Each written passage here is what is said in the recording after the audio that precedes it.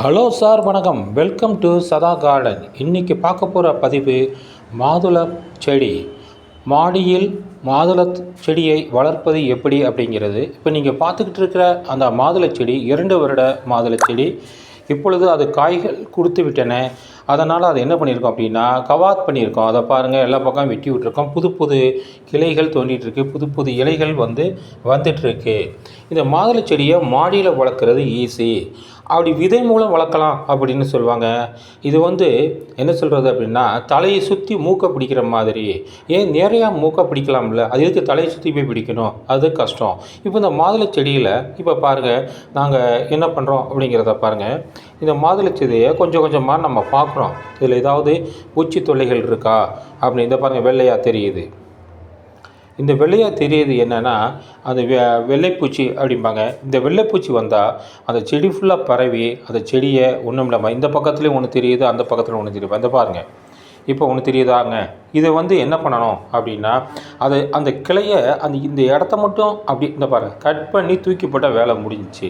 அதே மாதிரி வேறு ஏதாவது இருக்கான்னு பார்க்கணும். பார்த்து அதை இருந்தாலும் நீங்கள் என்ன பண்ணிடுங்க, அதை கட் பண்ணி இங்கே ஒன்று இருக்குது பாருங்கள், அதை அந்த இடத்துல கட் பண்ணி தூக்கி எரிஞ்சிருங்க. அவ்வளோதான், இது முடிஞ்சு போச்சு. இது பரவலாக இருந்தால் தான் நமக்கு கஷ்டம். இதுக்கு என்ன மருந்து தெளிக்கணும், இது எப்படி செய்யணும், இதை திருப்பி பார்க்கலாம்.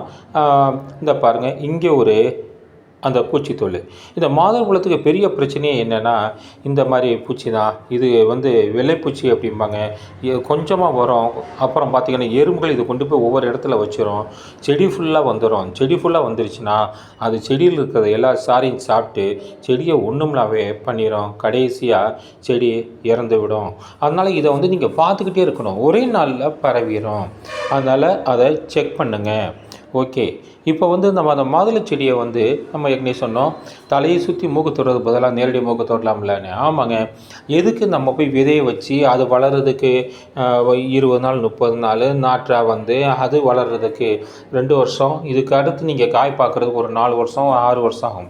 நர்சரிக்கு போங்க, மாதுளை செடியை மாடியில் வளர்க்கணும்னு சொல்லுங்கள். மாதுளங்கன்று அழகாக கொடுப்பாங்க. அதை கொண்டு வந்தீங்கன்னா ஒரே வருஷத்தில் நீங்கள் காய பார்க்கலாம். 3-4 மாதத்தில் பூக்கள் பூக்கும். அந்த பூக்களை வளர விடாதீங்க, கிள்ளி போட்டுருங்க. அப்படி இல்லைன்னா அந்த செடி ஃபுல்லாக என்ன ஆயிரும் அப்படின்னா வளர்ச்சி குன்றிடும். ஒரு 6 மாதத்துக்கு மேலே அந்த பூ பிடிக்க விடுங்க. அது காயாக மாறும். காய் உடனே நீங்கள் என்ன பண்ணிடலாம், ஒரு 10-15 நாள் ஆகாது, அதுக்கு 1 மாதம் கணக்கில் ஆகும். அப்போ தான் அந்த காய் கொஞ்சம் பெருசாக வளரும். இந்த மாதுளை செடிக்கு மறக்காமல் தினந்தோறும் தண்ணி ஊற்றணும். தண்ணி ஊற்றுனா கீழே வடிஞ்சு போகிற இருக்கணும். தண்ணி தேங்காமல் இருக்கணும். தண்ணி தேங்கினா அந்த செடிக்கு வேர் அழுகல் நோய் ஏற்பட்டுரும். அதனால் அதை நீங்கள் பாருங்கள். இந்த மாதுளை செடி உங்களுக்கே தெரியும், இதில் என்னென்ன சத்துக்கள் இருக்குது அப்படின்னு தெரியும். உங்களுக்கு ரத்தம் கம்மியாக இருக்குது, பிளட் கவுண்டிங் கம்மியாக இருக்குது அப்படின்னாலே உங்களுக்கு சிபாரிசு பண்ணுறது இதுதான். இந்த பாருங்கள், அந்த வெள்ளையாக ஒரு பூச்சி தெரியுதா, அதான் வெண்பூச்சி அப்படிங்கிறது. அதை கிள்ளி இந்த பாருங்கள்,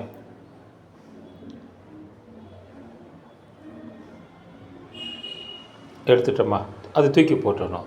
இந்த பிளட் கவுண்டிங் கம்மியாக இருந்துச்சுன்னா நீங்கள் என்ன பண்ணணும் அப்படின்னா, இந்த மாதுளப்பழ ஜூஸை தான் கொடுப்பாங்க.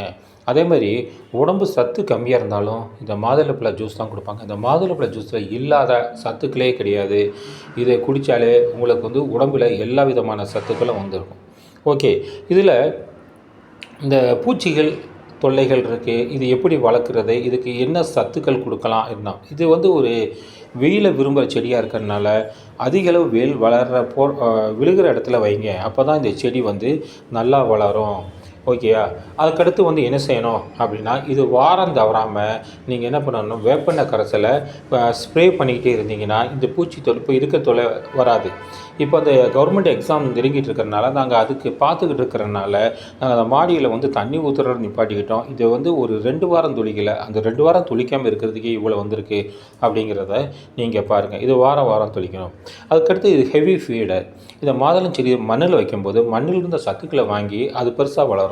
நீங்கள் தொட்டியில் வைக்கும்போது அதை என்ன பண்ணிட்டீங்கன்னா அரெஸ்ட் பண்ணிட்டீங்க. அப்படின்னா என்ன பண்ணும், தொட்டிகளில் என்ன சத்து இருக்கோ அதை வச்சு தான் அது வாழ முடியும். தொட்டியில் நீங்கள் சத்தை கொடுக்கலைன்னா அந்த எப்படி பூவை கொடுக்கும், காயை கொடுக்கும், கனியை கொடுக்கும். அதனால் நீங்கள் என்ன செய்யணும் அப்படின்னா, அது வாரம் ஒரு முறை அதுக்கு உரம் வைக்கணும். மண்புழு உரம் ஒரு கைப்பிடி அளவு வாரம் வைக்கணும். வேப்ப புண்ணாக்கு 2 வாரத்துக்கு ஒரு தடவை வைங்க. அந்த வேப்பெண்ணெய் கரைசலை மறக்காமல் வாரம் வாரம் நீங்கள் ஸ்ப்ரே பண்ணுங்கள். இதெல்லாம் பண்ணும்போது இந்த செடி வேகமாக சீக்கிரமாக வளரும். இந்த காய்கள் வந்து அதிகளவு கொடுக்கணும் அப்படின்னா நீங்கள் வந்து மீன் அமில எண்ணெயை ஸ்ப்ரே பண்ணுங்கள். ஒரு வாரத்துக்கு ஒரு இல்லை 15 நாளைக்கு கூடிய மீன் அமில எண்ணெயை ஸ்ப்ரே பண்ணிகிட்டு இருக்கோம், நல்லா வளரும். அதுக்கடுத்து பஞ்சகாவியா கூட நீங்கள் பண்ணலாம். பஞ்சகாவியா பயன்படுத்தும் பொழுது செடி இன்னும் நன்றாக வளர்ந்து உங்களுக்கு தேவையான காய்களை கொடுக்கும். இதுக்கு வந்து வேறு என்ன அப்படின்னா, பூக்கள் பூத்திருக்கு, உதிருது, எனக்கு காயே பிடிக்கலை அப்படின்னா அதுக்கு என்ன காரணம்? நீங்கள் அதிகளவு தண்ணி ஊற்றுனா தான் காரணம். அதிகளவு தண்ணி ஊற்றும் பொழுது அது என்ன ஆகுதுன்னா பூக்கள் கொட்டிடும். தண்ணி வந்து எப்படின்னா தேங்காமல் இருக்கணும். மண் வந்து காய விட்டு விடுங்க. மேலே தொட்டு பாரு காய்ஞ்சிருக்கா, தண்ணி ஊற்றுங்க.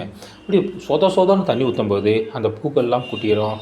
ஆகையினால் நீங்கள் என்ன பண்ணுறீங்க, காய விட்டு படும்போது இந்த மரம் வந்து அதிக அளவு வரும். பூக்கள் ரொம்ப இருக்குது, எல்லாமே கொட்டி போயிடுது, காயாக மாறல, அதுக்கு என்ன பண்ணுறது? அது வந்து ரொம்ப ஈஸி. அதுக்கு என்ன பண்ணணும் அப்படின்னா, நீங்கள் அந்த புளிச்ச மோர் 2-3 நாள் ஆன அந்த புளிச்ச மோரை எடுத்துக்கோங்க. அதில் கொஞ்சம் பெருங்காயத்தூளை போடுங்க, கொஞ்சம் மஞ்சத்தூளை போங்க, கலங்க, ஒரு நாள் வைங்க. அதை வடிகட்டி ஸ்ப்ரேயில் ஊற்றுங்க. அதை மேலே 10க்கு 1 விதத்தில் கலந்து அதை மேலே ஸ்ப்ரே அடிக்கும்போது இந்த பூச்சி தொல்லைகள் எல்லாம் போயிடும். அதை தவிர இது வந்து ஒரு பயிர் ஊக்கியாக செயல்படும். ஜிப்ராலின்ங்கிறது இருக்கிறதுனால அதுக்கு வந்து உங்களுக்கு அந்த செடிக்கு ஃபுல்லாக ஒரு சப்போர்ட்டை கொடுக்கும்.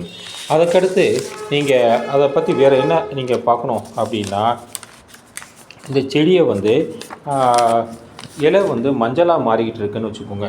அப்போ என்ன ஆகும் அப்படின்னா, அதுக்கு வந்து பொட்டாசியம் பற்றாக்குறை.